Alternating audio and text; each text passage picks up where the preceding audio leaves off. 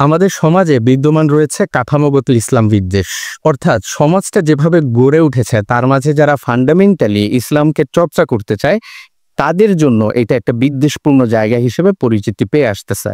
এবং এই কাঠামোগত ইসলাম বিদ্বেষিতা এতটা বিস্তৃত হয়েছে যে এর থেকে রেহাই পাই নেই আমাদের শিক্ষা প্রতিষ্ঠান থেকে শুরু করে আমাদের পরিবার অবধি।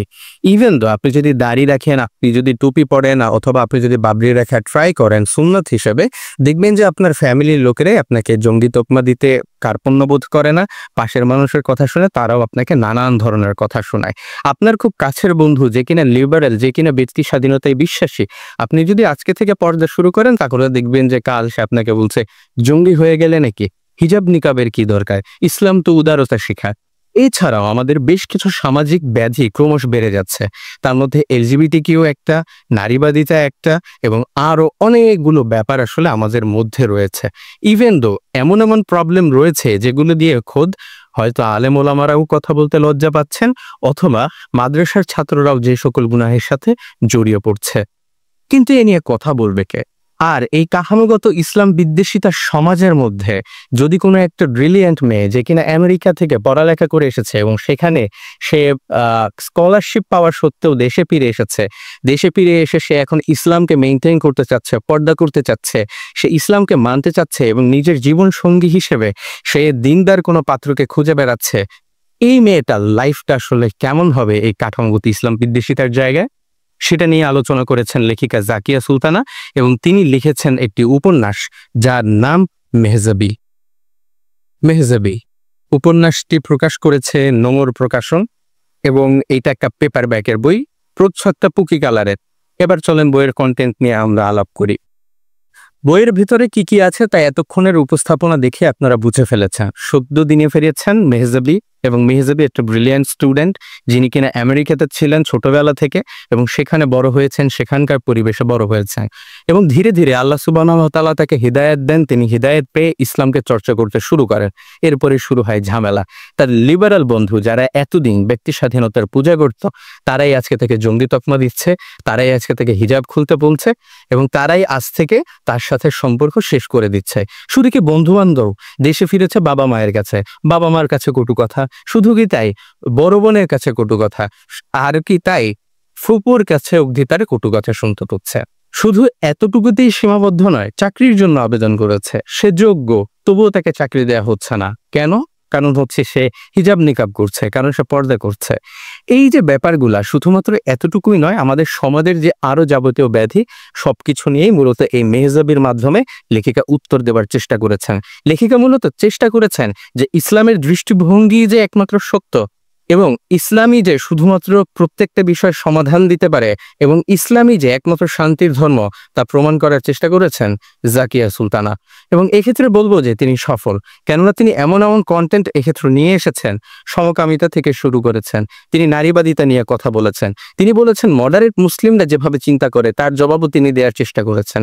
একই সাথে আমাদের এই পুরো সমাজ ব্যবস্থা কিভাবে কাজ করে, ইভেন তো বিয়ের ক্ষেত্রে যখন সদ্য দিনে ফেরা কোনো মেয়েকে পাত্রী হিসেবে দেখানো হয়, সেক্ষেত্রে পাত্রপক্ষের কথাগুলা কতটা কটু হইতে পারে তা নিয়েও আসলে আলাপ করেছেন লেখিকা জাকিয়া সুলতানা, এবং এক্ষেত্রে তিনি সকল বলে আমার কাছে মনে হইছে। আরো অনেকগুলো কন্টেন্ট আছে, প্রত্যেকটা নিয়ে আলাপ করতে গেলে আসলে ভিডিও অনেক লং হয়ে যাবে, তাই সেগুলো আমি স্কিপ করে যাচ্ছি। এবার আসা যাক উপন্যাস হিসেবে মেহজাবি কেমন। উপন্যাস হিসেবে মেহজাবি আসলে দুর্দান্ত বলতাম, বাট একটা জায়গাতে একটু প্রবলেম আছে। সেটা হচ্ছে লেখিকা উপন্যাস লিখেছেন ঠিকই, কিন্তু তিনি এমন কন্টেন্ট বাছাই করেছেন যেই বাছাইকৃত কন্টেন্টে শুধুমাত্র নাটকীয়তা দিয়ে উত্তর দেওয়া সম্ভব না। এজন্য দরকার কিছু কাঠখোট্টা টাইপ উত্তর, এক্ষেত্রে দরকার নিবন্ধনমূলক কিছু উত্তর। লেখিকা সেটাই ইনক্লুড করেছেন। ফলে উপন্যাসের যে একটা ফ্লো থাকে, স্মুথনেস থাকে, নাটকীয়তা থাকে, সেই ব্যাপারটা কিছুটা ড্রপ করেছে। কারণ কিছু কিছু জায়গায় বক্তব্য এতটাই দীর্ঘ এবং বোঝানোর জন্য লেখিকা কথাকে এতটা বাড়িয়েছেন যে কিছু কিছু জায়গায় ফ্লোটা আসলে কিছুটা কমে গিয়েছে।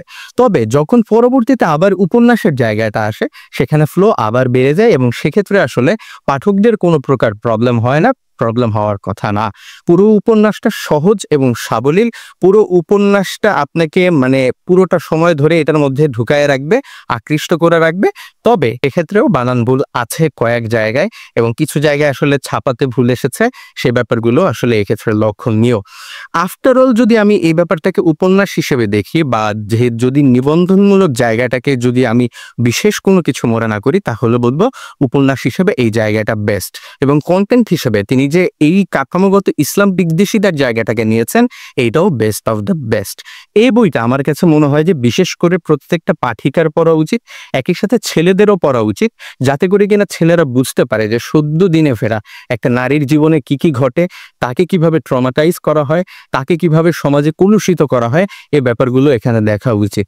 আর সদ্য দিনে ফেরা যে কেউই আসলে এই বইটার সাথে রিলেট করতে পারবে, কারণ ছেলে হোক বা মেয়ে হোক, প্রত্যেকের সাথে অনেকটা সেম ঘটনাই আসলে ঘটে যখন আপনি সদ্য দিনে ফেরেন বা দিনকে মেইনটেইন করতে যান। শেষে যে কথাটা বলতে চাই তা হচ্ছে, এই বইটা আমি সবাইকে সাজেস্ট করব পড়ার জন্য, বিকজ এইটার মধ্যে যে কন্টেন্টগুলো আছে সেগুলো আসলে খুবই গুরুত্বপূর্ণ।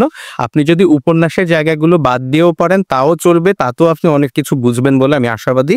কেননা এখানে প্রত্যেকটা টপিক, সমাজে চলা বর্তমান প্রত্যেকটা টপিক নিয়ে তিনি আসলে টাচ করে গিয়েছেন বেসিক লেভেলে। যাই হোক, আপনার প্রত্যেকে পড়বেন এই আশা ব্যক্ত রেখে আজকের ভিডিওটা শেষ করছি এখানেই। ইনশাআল্লাহ দেখা হবে পরের অন্য কোনো ভিডিওতে। ততক্ষণ পর্যন্ত ভালো থাকবেন, সুস্থ থাকবেন। আল্লাহ হাফেজ।